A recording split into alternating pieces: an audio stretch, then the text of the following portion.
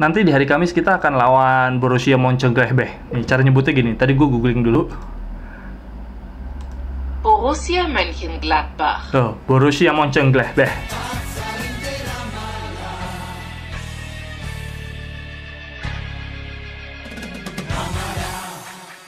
Halo teman-teman, gue mau rutin membahas tentang Inter.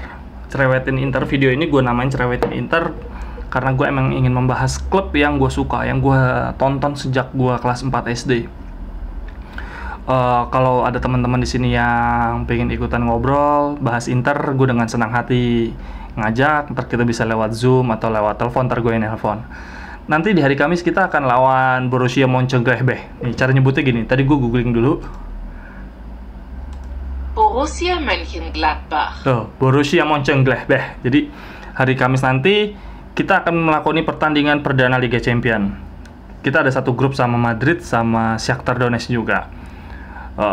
Sebetulnya membahas formasi Inter agak menjemukan ya, karena ya formasi yang dipakai itu doang. Kalau bertahan 3-5-2, kalau pas lagi nyerang 3-4-1-2. Itu kalau Barella yang main ya, prediksi feeling gue karena Barella yang ada di belakang striker, jadi dia punya tenaga lebih dan punya kemampuan bertahan lebih baik. Jadi ketika bertahan dia pakai 3-5-2 si Conte. Tapi kalau yang dipasang Eriksen atau Sensi mungkin akan tetap 3-4-1-2 ketika dalam posisi bertahan. Untuk bek kirinya, center back yang sebelah kiri kemungkinan besar kita bahkan masih pakai Kolarov, karena nggak tahu nih Bastoni walaupun dia udah tes COVID negatif, tapi kan kondisi fisik dan latihan terakhir dia masih terpisah dari teman-teman yang lainnya ya, mungkin dia masih cadangan lagi. Terus ini pokok 3 back nih kita masih pakai 3 back yang waktu lawan Milan nih, De Vrij sama Danilo D'Ambrosio, karena Skriniar masih di negaranya, bahkan masih di karantina. Nah gue nggak tahu nih si Conte ini udah digaji gede, cuma bisa strategi formasi cuma itu doang, terus nggak percaya pakai pemain cadangan lagi. Gue nggak tahu nih Darmian sama Ranocchia dapat kesempatan main apa enggak. Kemudian sebelah kanan pasti Hakimi, mau siapa lagi? Atau Darmian mau dimana? Gue mah mendingan Darmian dijadiin back tengah gantiin si Kolarov. Kemudian untuk pemain tengahnya feeling gue harusnya kalau memperhatikan kebugaran, Sensi sama Eriksen main ya. Karena kan dua-duanya nggak main lawan Milan. Eriksen akan ada di belakang striker, Sensi akan duet sama Barella. Jadi Vidal yang akan dikasih waktu istirahat. Sebelah kiri ini nih, gue lupa aslinya yang tuh udah boleh main apa nggak, udah negatif belum. Karena gue baca terakhir itu Gagliardini sama Radu dia masih positif COVID.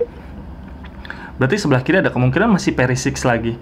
Kemudian lini depan karena Vidalnya udah Vidal kemungkinan besar diistirahatin, berarti si Alexis Sanchez akan main duet sama Lukaku. Lautaro Martinez mungkin akan masuk di babak kedua. Itulah udah mainnya gitu-gitu doang. Gue lebih tertarik untuk bahas Borussia Mönchengladbach karena ya asing banget kan. Kita kan tahu selama ini Munchen Dortmund atau Leipzig lah musim lalu. Borussia Mönchengladbach ini musim lalu ada di peringkat 4. Dia itu cuma beda 1 poin kalah sama Leipzig ya. Leipzig itu ada di peringkat 3. Maaf ya kalau ada salah sebut, salah penyebutan nama. Leipzig itu kan di Liga Champions musim lalu dia sampai semifinal. Dia bahkan ngalahin Atletico. Nah di si Borussia Mönchengladbach ini di Bundesliga musim lalu cuma beda 1 poin sama Leipzig. Berarti ini bukan tim kaleng-kaleng.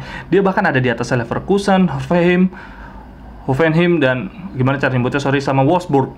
Jadi ya memang ini tim yang solid banget, walaupun dari nama-nama ininya pemain starting 11 ya, gue lihat sih kayak nggak ada yang terkenal. Borussia Mönchengladbach musim ini main pakai 4-2-3-1, formasi yang mengantar kita Inter juara Liga Champions di era Mourinho.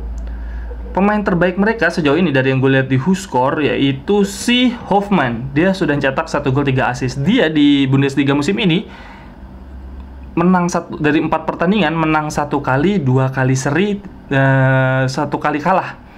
Ada di peringkat 10. Jadi si Mönchengladbach ini startnya juga nggak sebagus Inter ya, nggak mulus-mulus banget nih di awal musim nih.